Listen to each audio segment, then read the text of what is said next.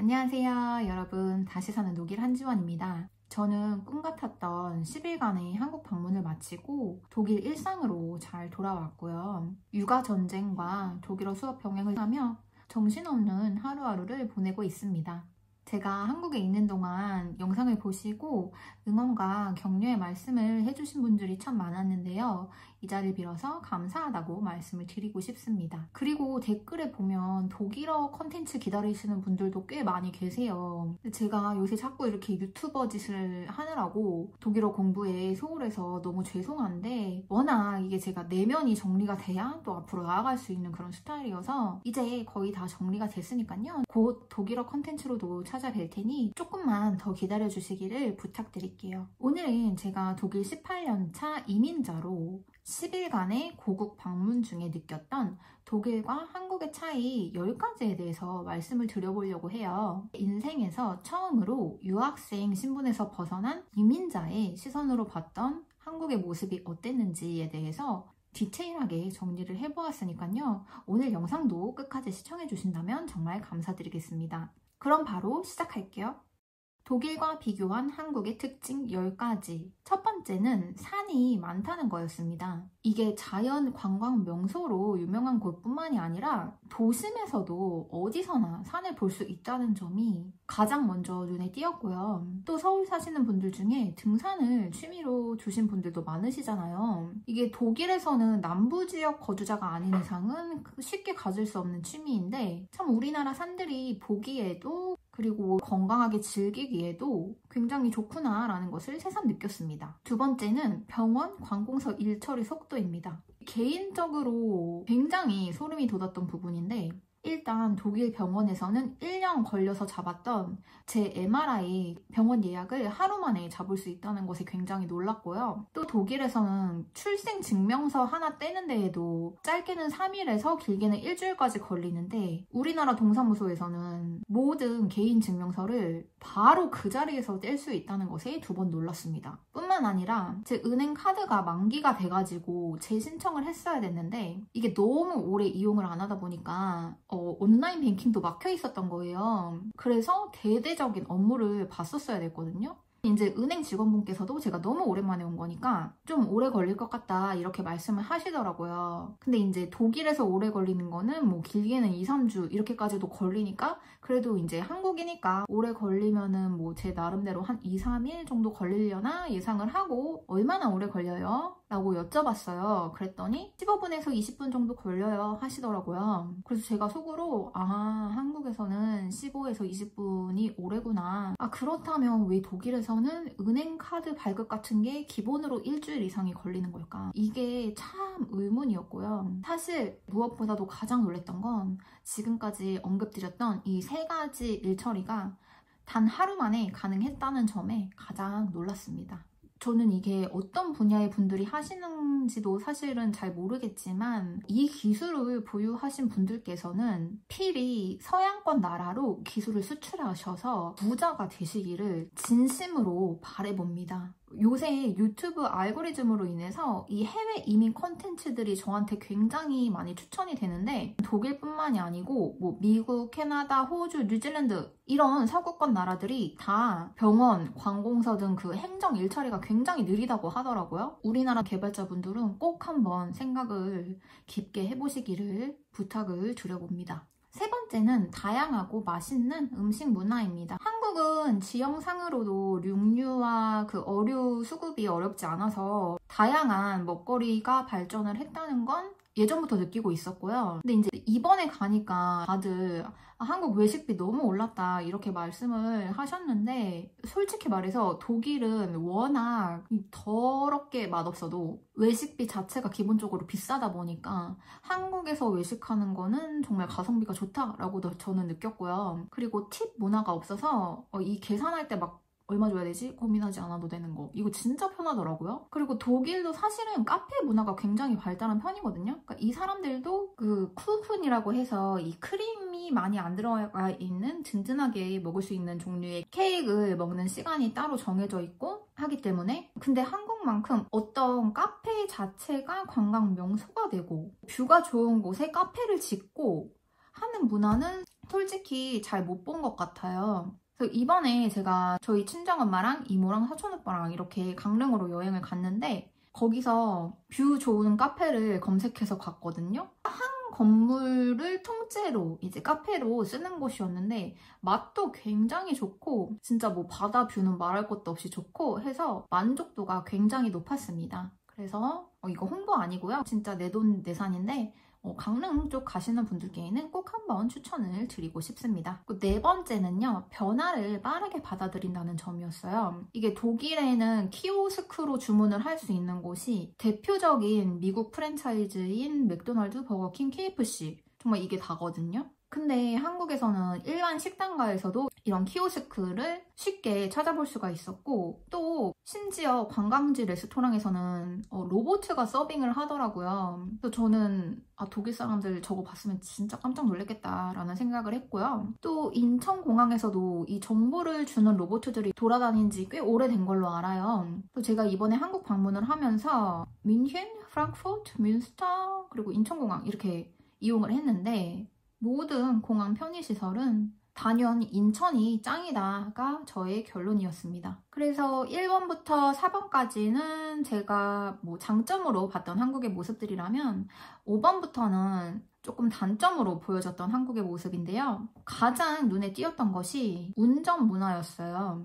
워낙 한국이 면적에 비해서 차들이 많다 보니까 운전하기가 독일보다는 상대적으로 불편하다라고 생각은 하긴 하는데 이게 깜빡이를 안 켜고 그냥 끼어드는 차가 정말 많더라고요. 근데 독일에서는 이게 법적으로도 그렇고 그냥 암묵적으로도 차들 사이에서 절대 용납이 안 되는 그런 일인데 그래서 정말 많이 놀랐어요. 한국에서 무사고를 하려면 정말 뭐 주행 기술도 주행 기술이지만 이 잘 피하는 기술도 필요하겠다라고 생각이 들었습니다. 또 제가 있었을 때가 장마 때여가지고 이게 기본적으로 날씨가 굉장히 흐렸거든요.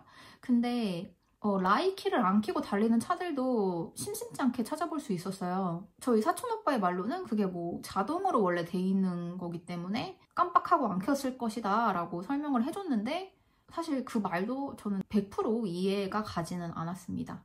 6번째는 기본 에티켓에 관련된 거예요. 이것도 운전 문화와 살짝 이어지는 부분이 있는데 이게 어디를 다니다 보면 어떤 비상식적인 행동을 하지 말아주세요 하는 문구를 굉장히 많이 접하게 되더라고요. 그러니까 예를 들어서 뭐 공중 화장실에서 발을 닦지 말아달라 아니면은 뭐 주문을 받으시는 분들께 친절하게 대해달라 그러니까 이런 거는 진짜로 그렇게 행동하는 사람이 있기 때문에 이런 문구를 써놨다는 건데 우리나라가 되게 눈부시게 빠른 발전을 이룬 것에 비해서는 아직은 국제적인 그런 수준의 에티켓을 안 지키는 사람이 많이 있구나 생각이 됐고요. 근데 이게 제 생각일 뿐 아니라 요새 유튜버 분들 사이에서도 굉장히 핫하신 김승우 회장님이 쓰신 그 돈의 속성이라는 책에 보니까 제가 느꼈던 점을 똑같이 쓰신 내용이 있어서 조금 더 씁쓸하게 느껴지더라고요. 그리고 7번째는 우리나라 사람들이 똑같은 거를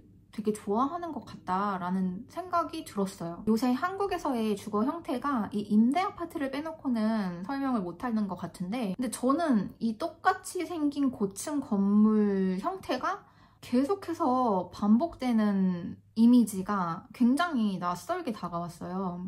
이 고층 아파트가 뭐 어떤 특정 지역뿐만 아니라 뭐 서울이든 지방이든 할 것 없이 모두 그런 식의 아파트가 들어섰잖아요. 그러니까 그 현상이 뭐랄까요? 뭔가 이게 깊게 들어가면은 저는 동서양의 차이라고도 볼 수 있을 것 같은데 뭐 교복을 입는 문화도 그렇고 그리고 뭔가 한 가지가 유행하면 뭐 이 안경 뿔테라든지 아니면 롱패딩이라든지 모두 그거를 착용하고 다니는 것도 그렇고 한국에서는 개인의 독특성보다는 뭔가 단체로 같은 거를 하는 것을 더 좋아하는 것 같다라고 느껴지더라고요. 이 점은 지극히 개인적인 저만의 의견이었습니다. 8번째는 나이에 관한 내용인데요. 한국에 살면은 이 나이 잣대를 결코 피할 수가 없다라는 걸 다시금 느끼고 왔습니다. 그러니까 직장 생활도 결국에는 나이를 기준으로 내가 할 수 있다, 없다, 그 가능 여부가 판단이 되는 거를 보면서 나는 스스로 뭐 젊은 마인드로 살려고 해도 이 사회에서는 나를 이 나이 틀 안에 딱 가두는구나. 그게 아직도 굉장히 크구나 생각이 됐고요. 결혼과 출산에 대한 테마도 마찬가지고 독일에서 제가 지금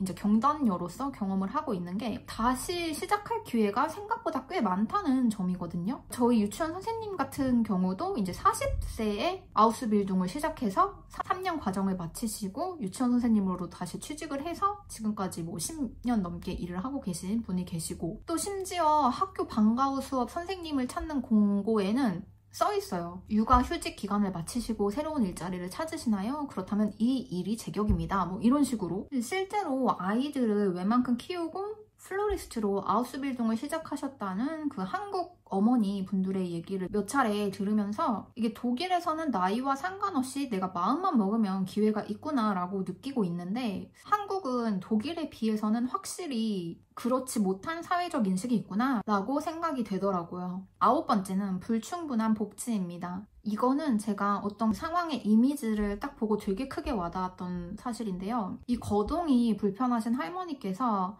낡은 아기 유모차를 막 이렇게 끌고 가시더라고요. 근데 이 독일 할머니들은 이 롤라투어라고 부르는 노인을 위한 걸음마 보조기, 이거를 끌고 다니시거든요. 근데 이게 물론 가격이 나가지만 이제 국가적으로 지원이 되니까 다 끌고 다니시는 건데, 한국에서는 이런 것도 부자이신 노인분들만 끌고 다닐 수 있나? 라고 생각이 되더라고요. 또 비슷한 맥락에서 제가 독일에서 비행기 환승할 때 너무 딜레이가 돼가지고 버스 안에서 되게 오래 기다렸거든요. 대체 왜 이러나 싶었더니 이런 공항 차가 와가지고 이 맹인 한 분이 비행기에서 하차해서 공항으로 가는 거를 도와주더라고요. 그래서 어떤 지인의 서포트도 받지 않고 비행기를 이용했다 하는 점이 굉장히 인상적이었는데, 솔직히 제가 이번에 한국 갔을 때 장애인 분들을 많이 보지 못했거든요. 그러면서 그냥 들었던 생각이 한국은 이 버스를 타더라도 이렇게 계단을 오르락내리락 해야 되고, 또 지하철은 워낙 사람이 많고 그렇다 보니까 이게 혼자 돌아다니시는 게 불가능해서 그렇지 않을까라는 생각이 좀 들었습니다. 그리고 마지막 10번째로는요. 인맥이 정말로 큰 작용을 하는구나 라는 점이었습니다. 저는 독일도 당연히 인맥이 작용을 한다고 생각을 하는데, 제가 들은 바 범위가 딱 어떤 그 가족, 친척, 그 딱 혈연 관계까지였거든요. 그러니까 그 혈연 이상을 누가 도왔다 뭐 이런 얘기는 솔직히 잘 못 들어본. 근데 우리나라는 그 인맥의 범위가 굉장히 넓더라고요. 그래서 뭐 내 친척의 친구의 자녀까지는 이익을 보게 해줄 수 있다 하는 그런 문화가 있어서 솔직히 이거를 제가 뭐 한국의 단점이라고 보기에는 제 스스로 굉장히 덕을 많이 보고 왔어요. 그래서 이 자리를 빌어서 알게 모르게 이번에 저희 한국 방문에 도움을 주신 많은 분들께 감사의 말씀을 꼭 전하고 싶습니다. 그리고 여담으로 제가 한국에서 저의 유튜브에 대해서 가장 많이 들었던 그 피드백이 제발 화장 좀 하고 찍어 이거였거든요. 이것 역시 제가 독일 사람한테는 단 한 번도 들은 적이 없는 그런 피드백이어서 참 개인적으로 흥미롭게 생각을 했고요. 오늘 처음으로 이렇게 한국에서 선물 받아온 걸로 약간 찍어 발라보고 촬영을 진행을 한 건데 티가 났기를 바라면서 제가 오늘 준비한 내용은 여기까지고요. 이 영상이 마음에 드셨다면 좋아요를 부탁드릴게요. 저는 앞으로도 독일어, 독일 생활에 관련한 유용한 정보들을 많이 업로드할 예정이니까요. 더 궁금하신 분들은 구독도 잊지 말아주세요. 시청해주셔서 감사합니다. Tschüss, bis zum nächsten Mal.